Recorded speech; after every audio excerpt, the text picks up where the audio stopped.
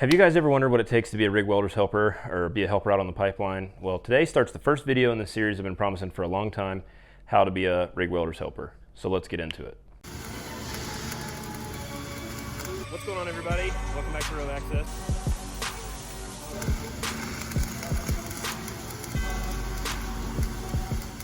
Okay, first off, I want to thank you guys for watching. A lot of you guys have been subscribed for a long time. I've been promising this series for a long time, and it finally got to the position to where I can make it happen. So I'm going to break this series down into a bunch of smaller videos to make it a little bit easier for you guys to find the specific tools that you're looking for on how to be a pipeline helper, breaking down, the tools you need, things you need to know, things you probably should watch out for, maybe how to find work and how to keep your job. And I just want to bring that to you effectively because it gets asked to me all the time through my Instagram, through my YouTube. I've had people track me down on Facebook and find me. I even had somebody find me on TikTok and track me down that way and ask these questions. So I want to put it in a YouTube video because it's never really been done before, I feel like, in a well-versed and well-spoken way as far as spreading everything apart. And a lot of people kind of say the same things, but I don't feel like it's elaborated on enough. So that's why I want to break these down into a lot of smaller videos because like I said, I was in this position. I've been running my rig for the last couple of years. I've been in plants, working for myself, and now getting more back into doing pipe and still doing a little bit of side stuff. So I've had helpers from various things where the company's thrown them at me, or I've hired my own. And I just want to talk a little bit about some of the things that we see as welders, specifically rig welders, on things that would be important for you to know before you became a helper. So first things first, I want to say, before you even remotely consider trying to find work or getting into it, please have a come to Jesus meeting with yourself and make sure this is what you want to do. We as welders can tell right from the get-go on somebody that doesn't want to be there, has no interest in welding, they're just in it for the money or whatever, the glamour. And I mean, I think there's a foot for every shoe. So there are people that are just career helpers and non-breakout helpers. And I mean, I guess that's okay, but like those people enjoy their job. I recently hired a helper that was all about it, and then he like showed up on the job and then just kind of fell off immediately, and then he was like, well, I just really wanted the money. And I mean, the money is pretty good. I would say right now it's probably down because we're still kind of growing out of this.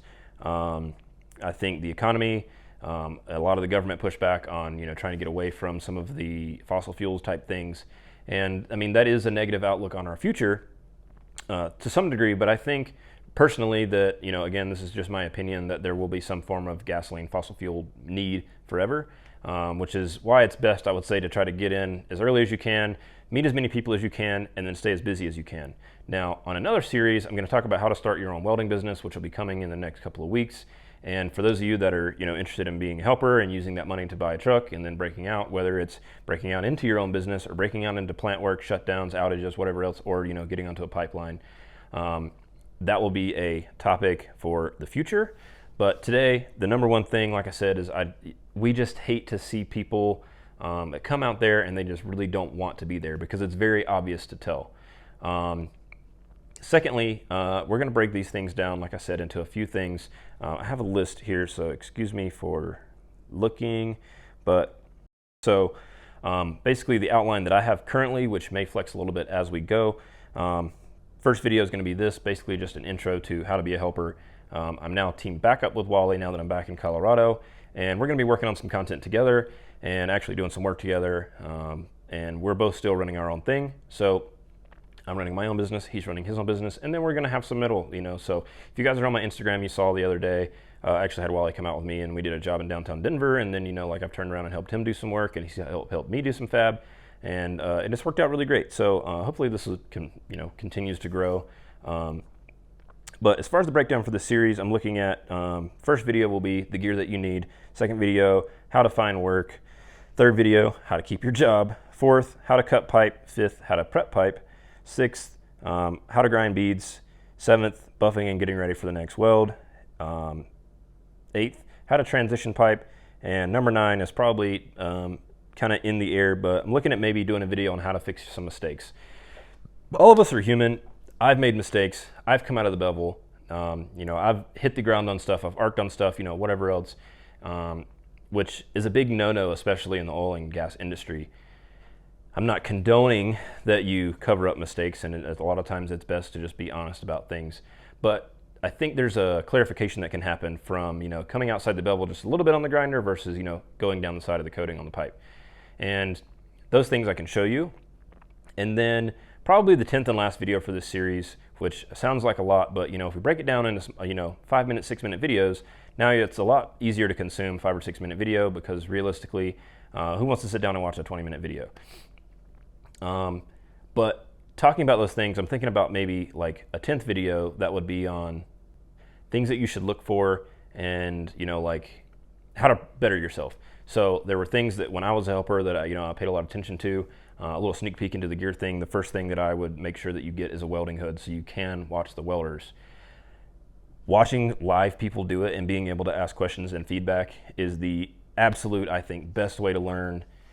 I'm not saying that because that's the way that I learned, and I understand some people are, learn different ways. Some people are visual learners, some people are audio learners, some people need, be repeated 1,000 times.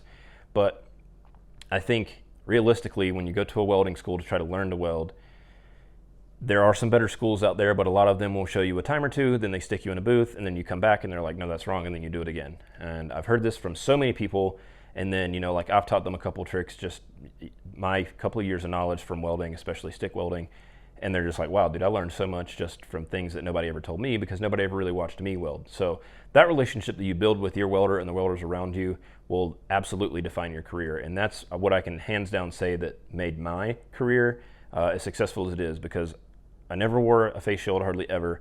Pretty much always wore a welding hood with a flip up, so I could flip it up, do my job, flip it down, and watch them do theirs. Still kept rods in my hands, still, was able to kind of manage everything, watch cables, whatever else, manage heat. Because that is your biggest thing, I think, is, just being able to multitask. But watching the welder that you're working for, watching other welders if you have the time, and if nothing else, it might just be the brother-in-law tie-in at the top, and don't be afraid to crawl down there and, see the tie-in on the bottom. And then, like when I was learning, Wally was cool enough. We first started on a prefab job, and we were all lined up in hooches. And so if we weren't welding, Wally was totally cool with me kind of, from free roaming around the job and, watching the other welders weld. And that, I think, made a big difference, because I think realistically the helper will grow into being a version of the welder that you learned from. And it takes a village to make anybody. So all of those people coming together will help get you on the path that you want to go on. And me watching all the other welders, helps build a relationship with those guys, shake everybody's hand, get everybody's number. And then when it came time for me to practice, they could see, hey, look, Cameron's out there practicing every day. Like, I had my own machine, I was back there digging stuff out of the dumpster. I was beveling pipe on break. I was welding pipe on break, welding pipe on lunch, working weekends, staying late, whatever I had to do to make sure that I got as much practice time as I could. And those keys will help take you into your next step of your career, which, if that's what you're wanting to do, which is my 100% recommendation, is to really want to be a welder in this industry. That helped me big time transition over, and now I've made a lot of friends with those people. I've made contacts. They've helped me with small things here and there, even if it's just random questions or even finding work. So anyway, that will wrap up this video. I will be back with you later in the next couple of days, and then we'll start posting some of these videos one by one. I haven't decided on the schedule yet, but we will play that by ear. This video is going to go up tomorrow, which is Saturday, and then possibly Monday, Tuesday, we'll kind of start filming some of this stuff in between some of our other projects, and I will try to bring them to you once a week. So I will see you guys on the next one. Peace.